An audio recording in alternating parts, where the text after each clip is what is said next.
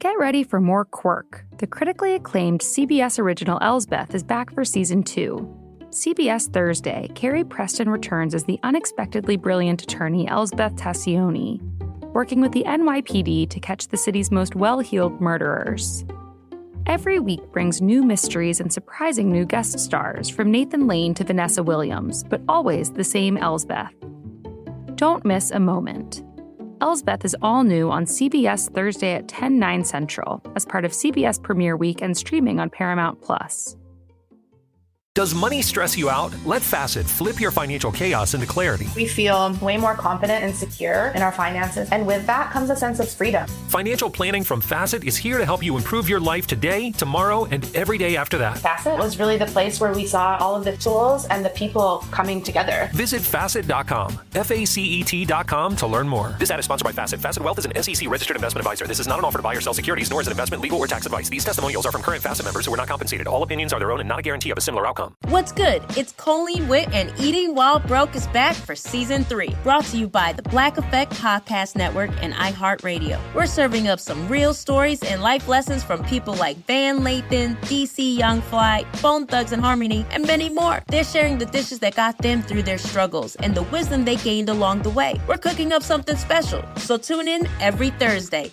Listen to Eating While Broke on the Black Effect Podcast Network, iHeartRadio app, Apple Podcasts, or wherever you get your podcasts.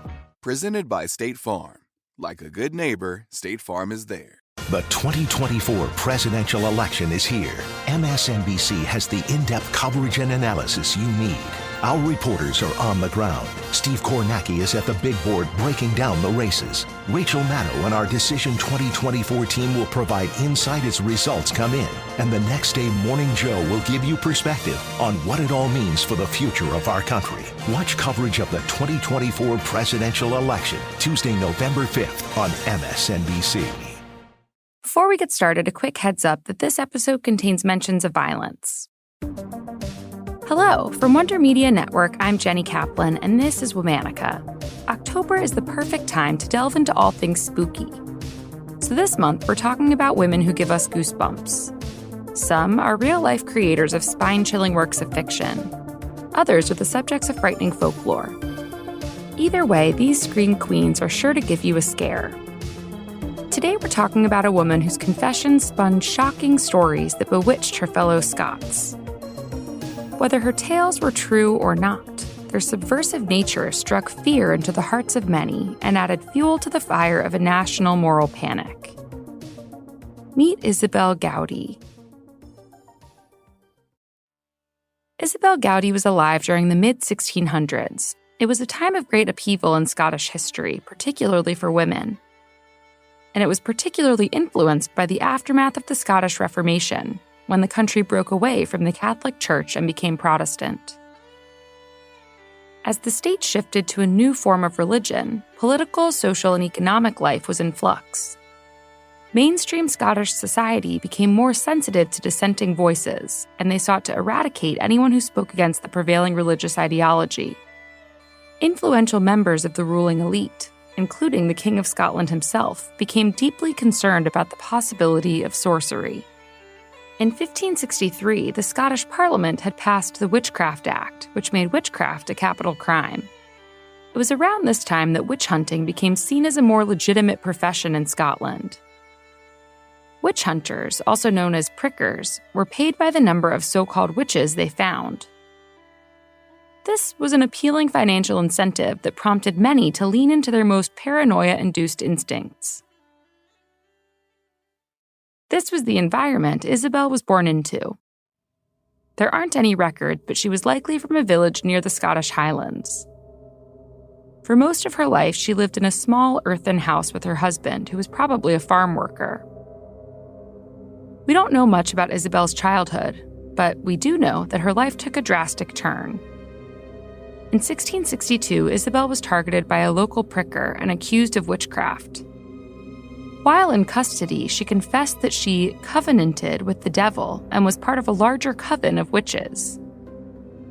These confessions came after she had likely been kept in solitary confinement.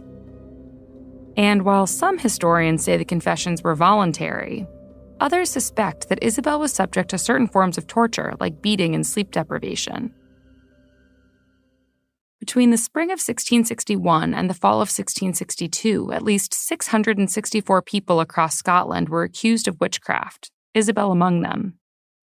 It's said that more than 300 women were executed as a result. This period of intense panic became known as the Great Scottish Witch Hunt of 1661 and 1662. What makes Isobel's story unique is the testimony she gave when she was accused of being a witch. Her confessions are considered the most extensive of any witch trial interrogation. They also have a certain literary flair. Isobel was questioned 4 times during April and May of 1662. Unlike many other women accused of witchcraft, Isobel appears to have leaned into the accusation, using it as a chance to go in depth about her dalliances with the devil. In one testimony, she says Satan, quote, was a very big, dark, hairy man. He will lay all heavy upon us like a malt sack. He would come to my housetop in the shape of a crow now and then. I would know his voice at the first hearing of it and would go forth with him. In another confession, she admits to killing a number of people. Isobel also claimed to have destroyed her neighbor's crops and cast spells over the local minister, a man she disliked immensely. She also mentioned that she had the ability to shapeshift into cats, hares, and other animals. At midnight, she said she met with her coven to listen to the devil's sermon, dance wildly, and fly through the air on corn stalks. It was truly a spectacle. Many believe that Isobel's stories were the result of mold-induced hallucinations or some form of psychosis. Nevertheless, Isobel's elaborate tales drew both the attention and disgust of the local community. She made fun of the men who interrogated her and also managed to recite her stories in rhyming iambic pentameter, an outlandish embellishment to a situation that was already sensational. In the beginning, crowds gathered to hear her confessions, encouraging her performance. But by her 4th confession, she was alone with her interrogators. Everyone else was gone. After her trial, Isobel was found guilty and is believed to have been taken to the outskirts of town to be strangled and burned at the stake. During her interrogations, she implicated another 12 people as members of her coven. Since her death, Isobel has been the subject of many songs and plays. Some say that her ghost, which supposedly takes the form of a green lady, still haunts the area where she once lived. All month, we're talking about Scream Queens. For more information, find us on Facebook and Instagram at Womanica Podcast. Special thanks to Liz Kaplan, my favorite sister and co-creator. Tune in tomorrow for a special bonus episode brought to you by the CBS original Elsbeth. Talk to you then. Get ready for more Quirk. The critically acclaimed CBS original Elsbeth is back for season 2. CBS Thursday, Carrie Preston returns as the unexpectedly brilliant attorney Elsbeth Tassioni, working with the NYPD to catch the city's most well-heeled murderers. Every week brings new mysteries and surprising new guest stars, from Nathan Lane to Vanessa Williams, but always the same Elsbeth. Don't miss a moment. Elsbeth is all new on CBS Thursday at 10/9 Central as part of CBS Premiere Week and streaming on Paramount+. Am I doing the right thing with my finances? Am I saving enough? Can I buy a house? Am I paying too much in taxes? Will I be able to retire? Putting a financial plan together feels impossible. What if I told you there was another way? Take Facet's free financial wellness quiz to get your score and a snapshot of your current financial health. Visit Facet.com now and discover your financial wellness score today. That's FACET.com. This ad is sponsored by Facet. Facet Wealth Incorporated is an SEC registered investment advisor. This is not an offer to buy or sell securities, nor is it investment, legal, or tax advice.